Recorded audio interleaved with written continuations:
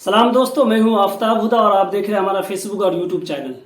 दोस्तों, आज की सबसे अहम खबर और breaking news, Supreme Court of India यानी हमारे भारतीय सुप्रीम कोर्ट ने यह फैसला दिया है हल्द्वानी उत्तराखंड मामले पर, और उत्तराखंड हाई कोर्ट के फैसले को रोक दिया है। उस फैसले पर रोक लगा दिया और कहा है कि आप इस फैसले पर कोई भी कार्रवाई नहीं होगी।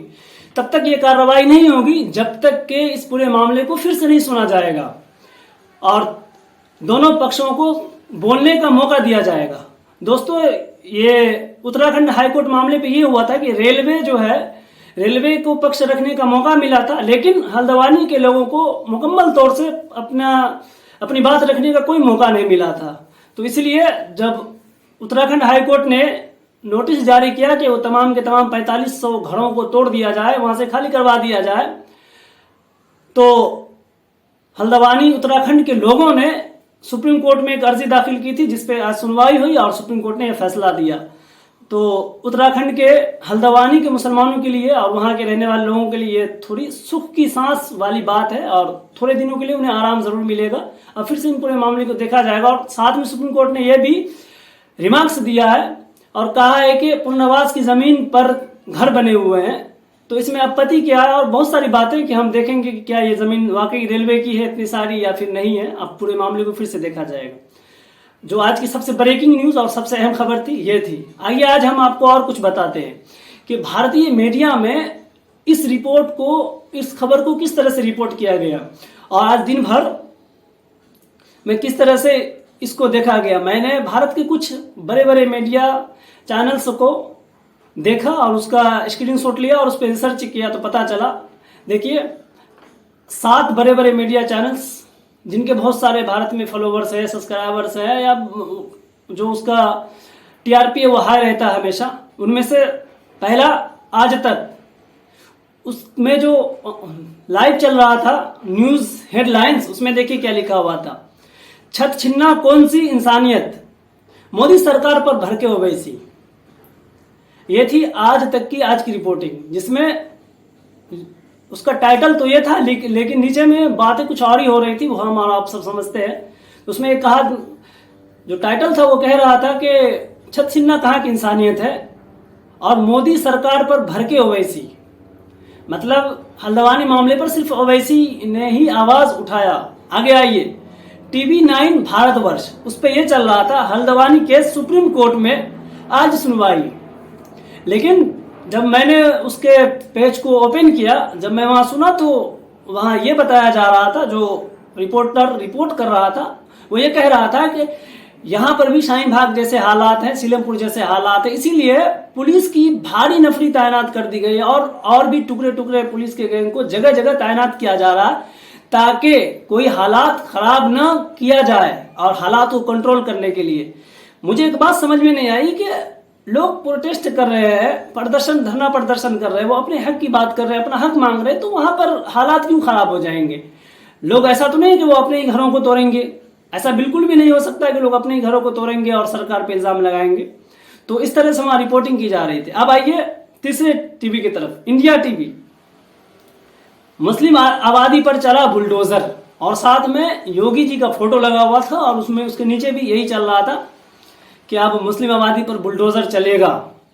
उसके बाद आ जाइए न्यूज 24, इन्होंने तो हद ही कर दी। इन्होंने क्या रिपोर्ट छापा कि भारत जोड़ो यात्रा यूपी टू हरियाणा। बताइए, इतनी बड़ी बात हो गई, 4500 घरों को तोड़ने का मामला है, सुप्रीम कोर्ट में सुनवाई हो रही है, लाखों लोगों के जिंदगी का सवाल है, जमीन जगह जायदाद का सवाल, लेकिन ये भारत जोड़ो यात्रा को कवरेज दे रहे हैं। मैंने उसके पूरे पेज को देखा, 8, 9, 10 के लमसम लाइव चल रहा था, कहीं पर भी ये चर्चा नहीं किया गया कि आज सुप्रीम कोर्ट में हल्द्वानी मामले की सुनवाई है, बल्कि उन्होंने कहा कि भारत जोड़ो यात्रा यूपी टू हरियाणा। यह तो था न्यूज 24। अब आगे आ जाइए, रिपब्लिक भारत। इन्होंने उन तमाम चैनलों के रिकॉर्ड को अपने हाथ ले लिया और पिछले 2-3 दिन से जो इसका प्रोपेगेंडा रहता है वो यही रहता है। अब देखिए, ये लोगों को उकसाता किस तरह से।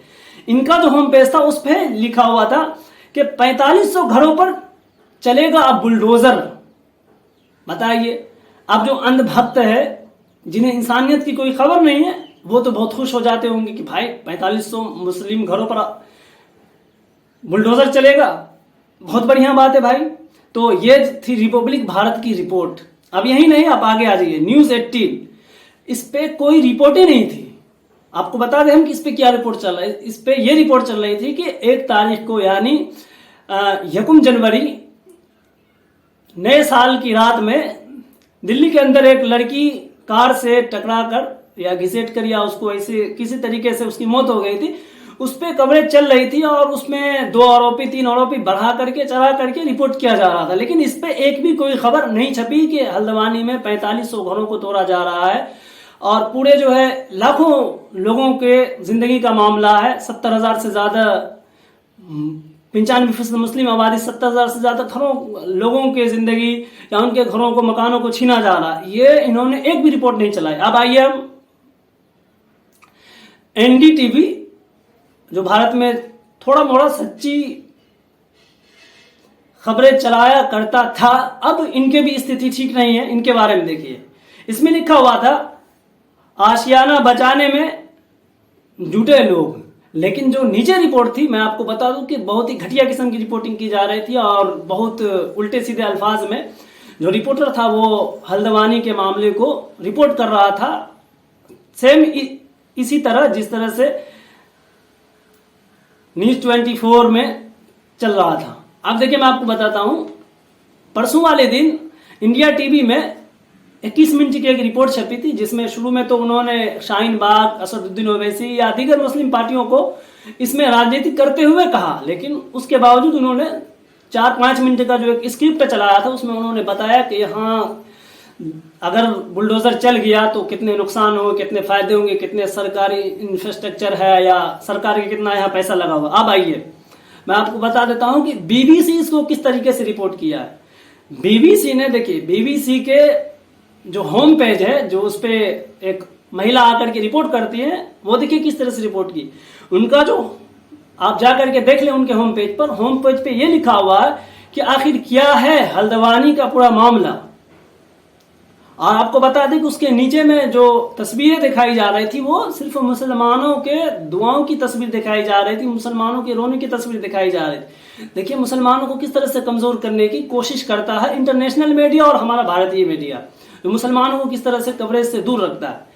अब एक बात यहाँ समझने वाली है कि बीबीसी जो इंटरनेशनल मीडिया है, न कि भारतीय मीडिया, वो देखिए वो उन्होंने ये तस्वीरें नहीं चलाई कि मुसलमान प्रोटेस्ट कर रहे हैं, मुसलमान धरना प्रदर्शन कर रहे हैं, मुसलमान जो है अपने घरों को न तोड़ने की मांग कर रहे हैं, बल्कि उन्होंने ये नहीं दिखाया, बल्कि वो ये दिखा रहे थे कि मुसलमान रो कर दुआ कर रहे हैं, मुसलमान रो रहे हैं, लेकिन ये नहीं बताया कि मुसलमान गुस्से में भी है और धरना प्रदर्शन कर रहे हैं अपने घर को टूटने के कारण कि हमारे घरों को न तोड़ा जाए।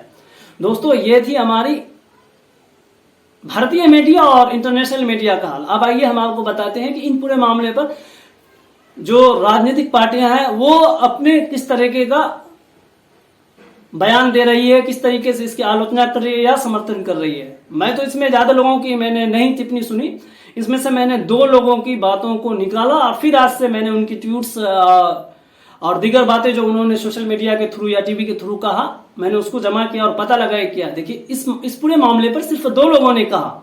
एक AIMI के चीफ भाईजान ऑफ इंडिया असदुद्दीन ओवैसी ने कहा कि हम इस पूरे मामले पर सख्ती से मजम्मत करते हैं और हम कभी ये नहीं चाहते हैं कि हल्द्वानी में 4500 घरों को तोड़ा जाए, भले ही वो चाहे मुस्लिम आबादी वाला एरिया हो या फिर गैर मुस्लिम हो या किसी भी हो, क्योंकि जितने भी लोग बसे वो सब के सब भारतीय सिटीजन है, वो सब के सब वोटर है, भारत में उसका पूरा अधिकार है, उसके घरों को इस तरह से इल्जाम लगा के नहीं तोड़ा जा सकता है। अब दूसरा, कांग्रेस के एक मुस्लिम नेता ने जबान, इमरान प्रतापगढ़ी जो एक बहुत बड़े शायर भी हैं, उन्होंने आज सुप्रीम कोर्ट में जा करके जो है उन्होंने फोटो सेशन भी करवाया और कहा जा रहा है कि वो सुप्रीम कोर्ट में मौजूद थे। अच्छी बात है कि वो कम से कम मुसलमानों के लिए आवाज तो उठाए, किसी ने तो आवाज उठाया कांग्रेस पार्टी की तरफ से, तो उन्होंने इसकी बहुत ज्यादा आलोचना की और टीवियों पर पिछले 2-3 दिन से उसके भाषण को भी बहुत तरीके से दिखाया जा रहा था कि हाँ कांग्रेस पार्टी में जो है मुस्लिम नेता ने एक आवाज उठाया, ये वो इधर उधर की बात है। लेकिन देखिए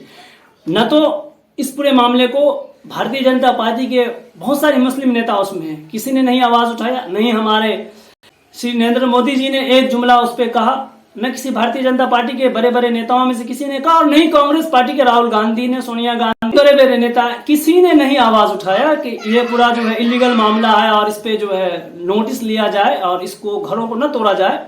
इस पूरे मामले पर किसी ने नहीं आवाज उठाया। और यही नहीं, बिहार के अंदर, यूपी के अंदर जितने भी मुस्लिम नेता, किसी ने भी नहीं आवाज उठाया। तो ये थी आज की पूरी रिपोर्ट कि किस तरह से मुसलमानों को इंटरनेशनल मीडिया में बैन किया जा रहा है, मुसलमानों को न दिखाया जा रहा है, और इस कारण से भी मुसलमानों को पीछे की तरफ धकेला जा रहा है कि हालात कुछ रहते हैं और पता है कुछ जाता है। अब आखिरी बात कि बहुत सारे लोग खुश हो रहे हैं।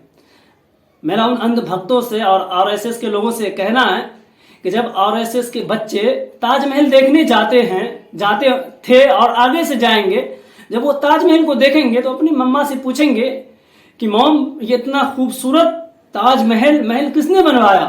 तो उनकी माँ कहा करेगी आगे से कि बेटा, ये ताजमहल उन्होंने ही बनवाया, उन्हीं के बाप दादाओं ने बनवाया, जिनके घरों को आज तुम्हारे बाप दादा तोड़ रहे हैं।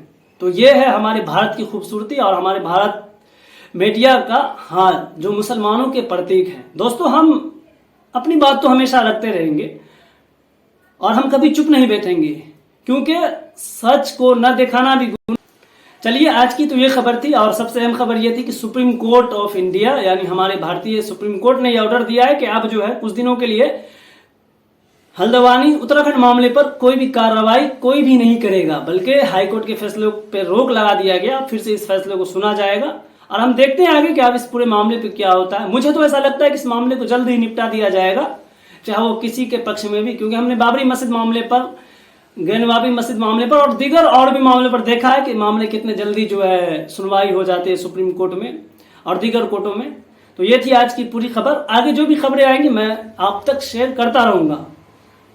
और जाते जाते आपसे फिर से मेरी गुजारिश है, निवेदन है कि अगर आप हमारे फेसबुक चैनल पर अगर हमारे इस वीडियोस को देख रहे हैं तो हमारे फेसबुक पेज को फॉलो कर ले, और अगर यूट्यूब चैनल पर हमारे इस वीडियोस को देख रहे हैं तो हमारे यूट्यूब चैनल को सब्सक्राइब कर ले, ताकि मेरा हौसला बढ़ता रहे और मैं आप तक हर सच्ची खबर को पहुंचाता रहूं बिना झिझक के। क्योंकि जो आप देखते हैं, कमेंट करते हैं, वही असल मेरी ताकत है। क्योंकि हम इस बात का किसी से पैसा नहीं लेते, बल्कि पूरा का पूरा आप तक सच्ची और सही खबर हमेशा पहुंचाने की कोशिश करते हैं। अब तक के लिए इतना ही, मिलते हैं फिर अगली खबर में, तब तक के लिए खुदा हाफिज।